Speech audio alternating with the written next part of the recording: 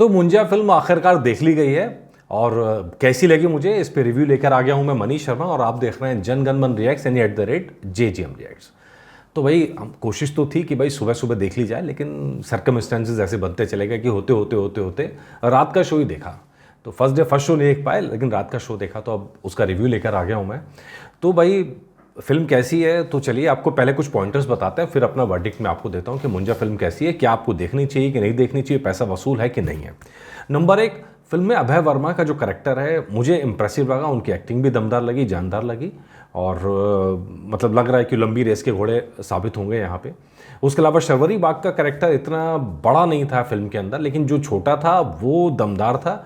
और वहाँ उन्होंने शुरुआत में लग रहा था कि जिस तरह जब ट्रेलर आए थे, गाने आए थे, लगा था कि शोपीस की तरह लाया गया है, तो उन्होंने दिखाया कि नहीं, शोपीस की तरह फिल्म नहीं की उन्होंने।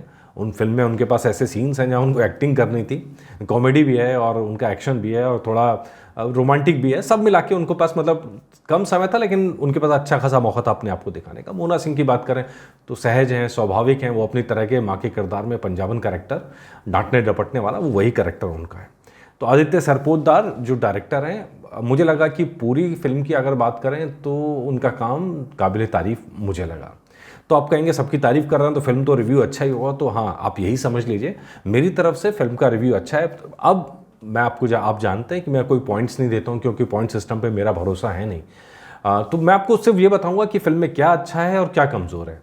तो चलिए पहले अच्छे से शुरुआत करते हैं, कमज़ोरी की बात बाद में करेंगे। नंबर 1, पहला CGI कैरेक्टर मुंजा इन्होंने करा है और ऐसा कहा जा रहा है कि पहला कैरेक्टर है, लेकिन ये कहना चाहिए भारत का पहला कैरेक्टर कहने की बात होगी, क्योंकि हमने विदेश में देखे हैं और कई साल पहले देखे हैं, मतलब बहुत साल पहले CGI कैरेक्टर इस तरह के क्रिएट हुए हैं, चाहे लॉर्ड्स ऑफ द रिंग हो या दूसरे हो, गोलम हो, तो उसी तरह का कैरेक्टर ये लगा।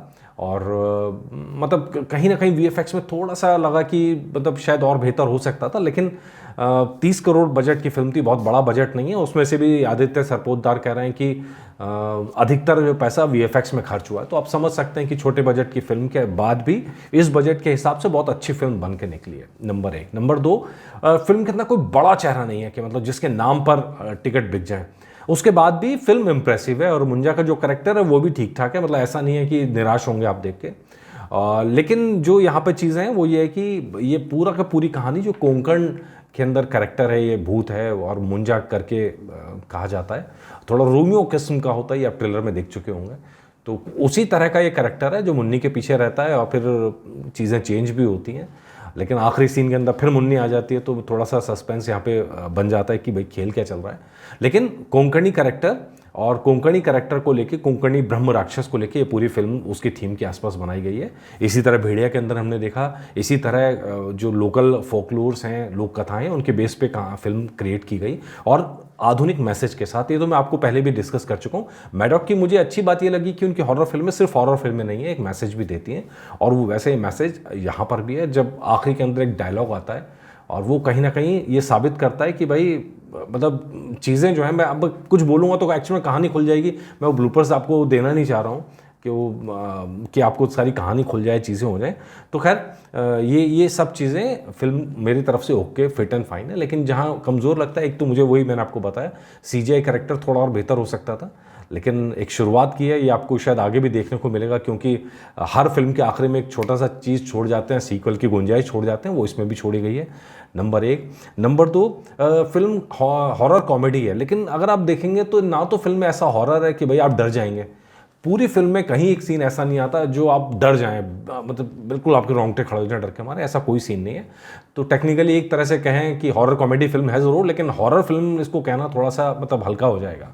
एक अच्छी फिल्म है, लेकिन हॉरर कॉमेडी के लिहाज से भी मतलब कुछ एक सीन ऐसे बन पड़ा है जहाँ अच्छी आपको कॉमेडी लगेगी, लेकिन बाकी एक अच्छी कहानी है, अच्छा सिनेमा है। लेकिन आप सोचेंगे हॉरर की फिल्म देखने जानी है तो आपको निराशा हाथ लगी, आप सोचेंगे सिर्फ कॉमेडी की फिल्म देखने जानी है तो भी थोड़ी आपको निराशा हाथ लगी। लेकिन कुल मिलाकर जब आप सिनेमा के एक्सपीरियंस की बात करते हैं तो सिनेमा का एक्सपीरियंस अच्छा है। जब आप सिनेमा हॉल से बाहर निकलेंगे तो आप ये कहेंगे, ये नहीं कहेंगे बहुत अच्छी फिल्म है, ये कहेंगे अच्छी फिल्म है, एवरेज फिल्म है, एवरेज से थोड़ी ऊपर फिल्म है शायद ये।